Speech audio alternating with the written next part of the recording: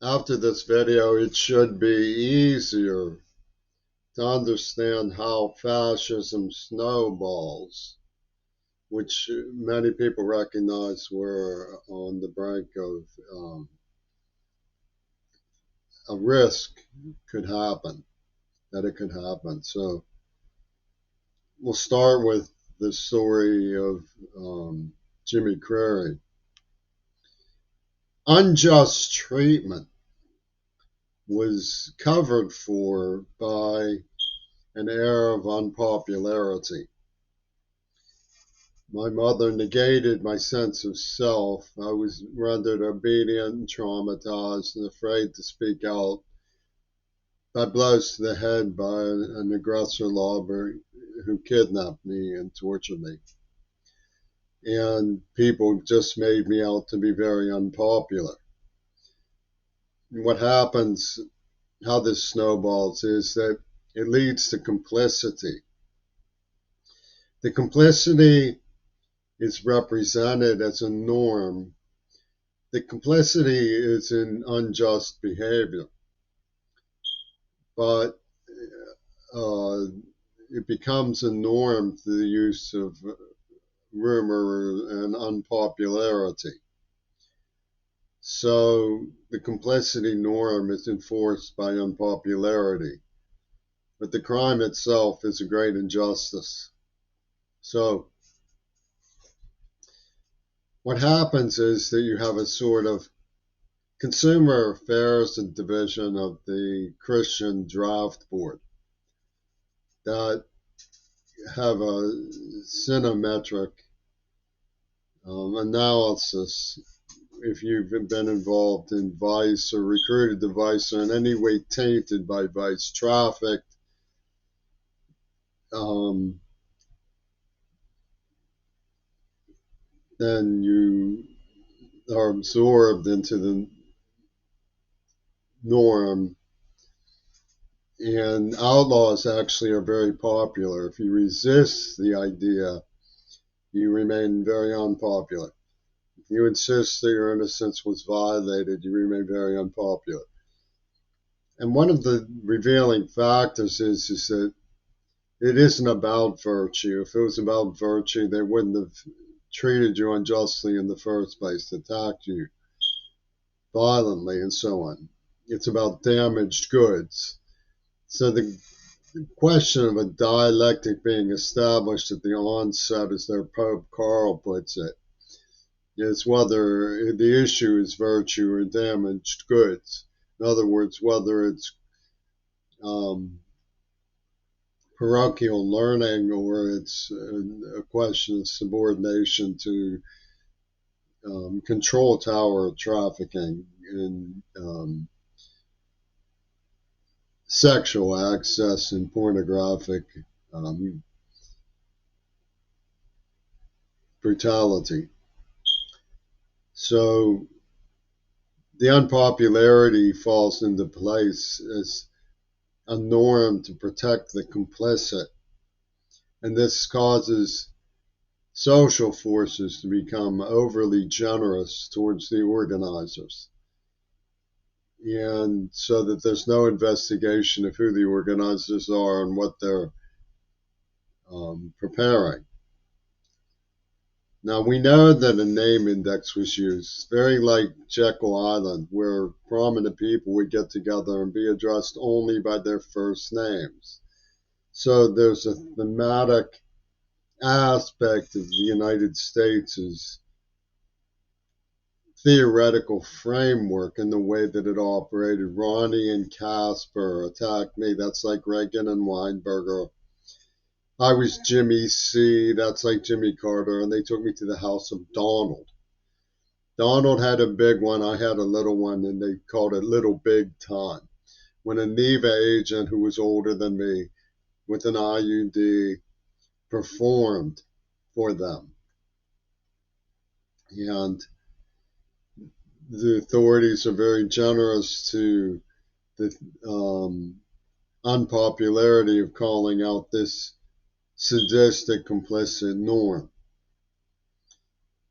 And The fact that it's a person from the educational system makes for great levity. They close ranks and use malicious diagnosis. They run me out of my home. They claimed that John Schulman was a dignified person about whom I was starting rumors. When they finally got wise to his museum thieving, or an outside agency decided to put a stop to their norms. He said as though he'd been waiting for them to arrest him so that he could say. So he was waiting to say it. It could be something else. Now, of course, that's because this is the gang that started AIDS, as I've said. They use signifiers like Death Seed from King Crimson. Well, that could mean something else. It's a fluxus nostrum from their language deployment center. And in Seattle, you have a gang in the clubhouse movement who showed up with mysterious rare books. A man from the Postal Service who was Jewish, who they did like this too over his historic grievance. And they took all the books I donated and disappeared them in one swoop and didn't thank me or ask me whether it would be okay. It was like a performance arts center down there by Microsoft in Seattle. In other words, to get a job with Microsoft and the Mariners, you have to be willing to lie. You have, because that's all they're doing. It's all about money. You have to be able to lie. It's the same situation with the sandbaggers. People like Owen Jones. He's gay. As long as he's willing to misrepresent what Jeffin did, he's got a shining job as the most outspoken and talented of the accusers of Israel over Gaza. So, I mean, they got a girl to come on to me for the purpose of getting married, supposedly. And she just ditched me and blew up a phenomenon that they planted in my brain with the help of an Antichrist State Prison psychiatrist named Wademaker.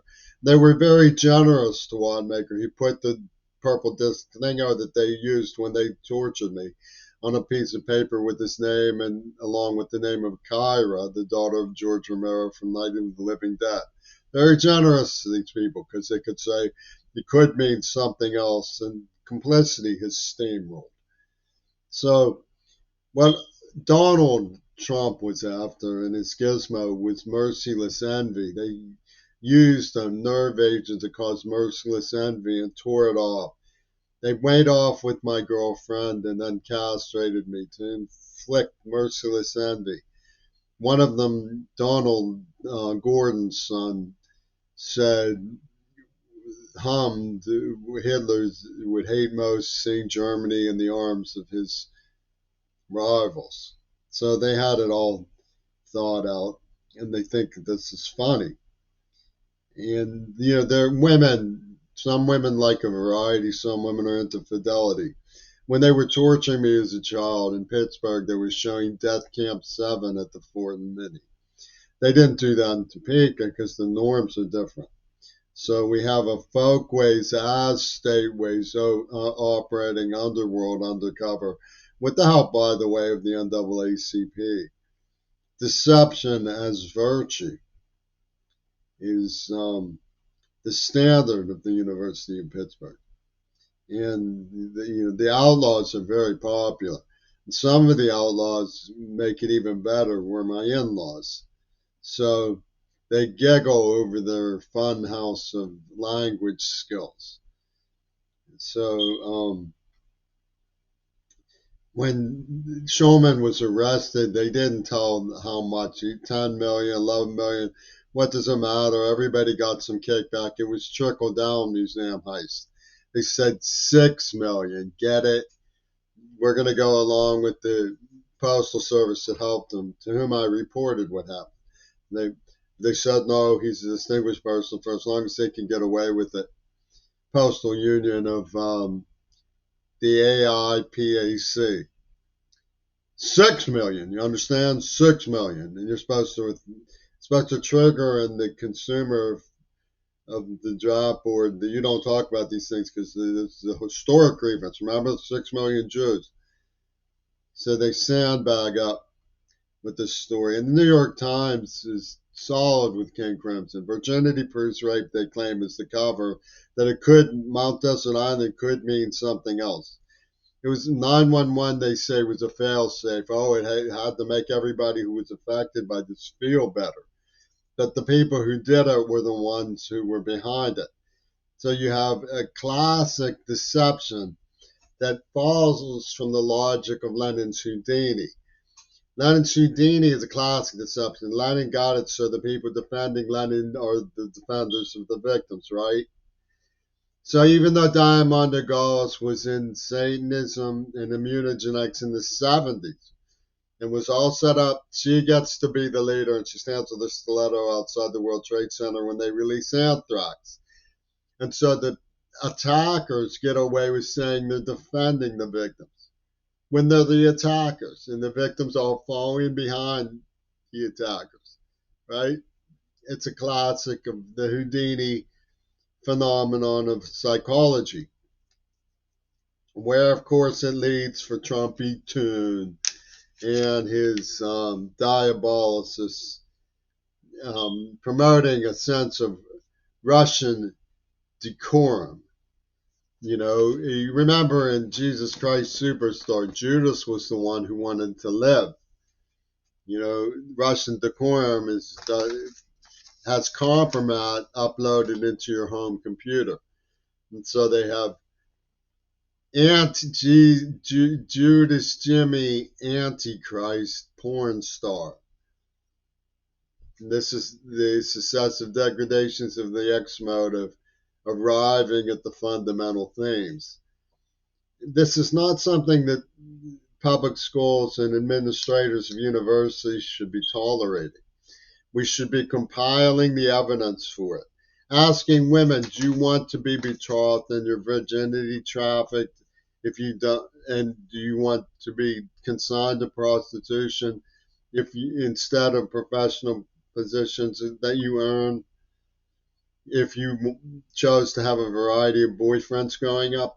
These are the logical questions, not should Seattle queers stick a victim of torture to make Mick Jagger and run off with money bags from Netanyahu, which is what Trumpy, Toom, and Biden are pulling.